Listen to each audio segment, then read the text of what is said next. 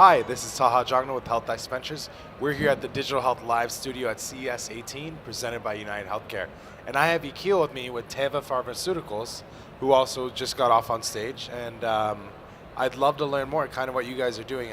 I know when you think of pharmaceutical companies, you're seeing a lot more come into digital health. I think we saw a lot of activity from providers, obviously, but then also from payers in the past year. Yeah. And a lot of predictions coming out of JP Morgan where pharma companies are going to be the new market entry points for digital health. I'd love to hear what your thoughts are on there and what generally you guys look for. Right. So, as you said, I think pharma is looking into this space for a long, long time. Pharma, as kind of naturally, we tend to look into the R&D space. So you probably in JP Morgan, you heard a lot about kind of new drug discovery as part of data that we collect, new clinical trials processes that we can use now by allocating patients, following them in better way. So this is kind of what we already see today. I think that the next step that we'll see is much more kind of efficiencies around the operation and supply chain. By having information about when the patient used drug, when the drug is needed, and so on. But we are trying to focus also on the part that is maybe the most neglected by the pharma, but everyone else in the market that you mentioned is focusing on, which is the consumer.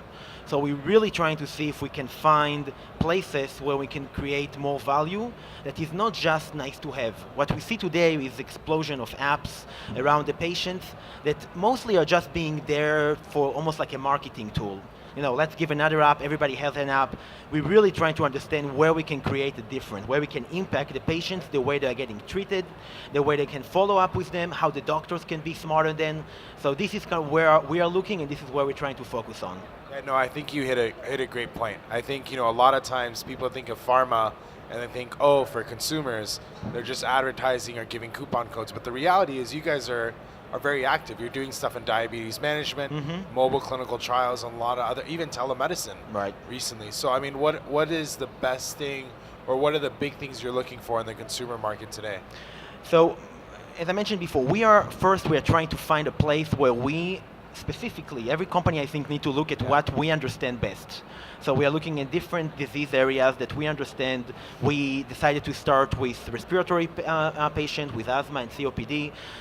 We understand the patient, we understand the need, and we believe that we understand where connectivity and technology can really help the patients and the entire ecosystem.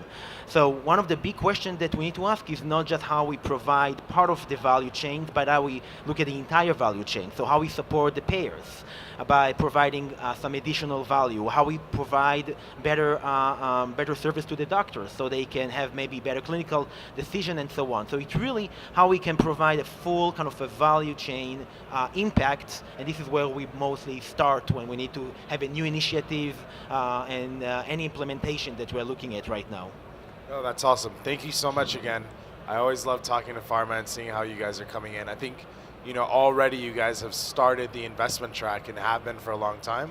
And I think, especially even today when we were talking about blockchain technologies, there's a lot of use cases in pharma again. So thank you again. And just there we are. Thank you again, United Healthcare Group. Thank you very much.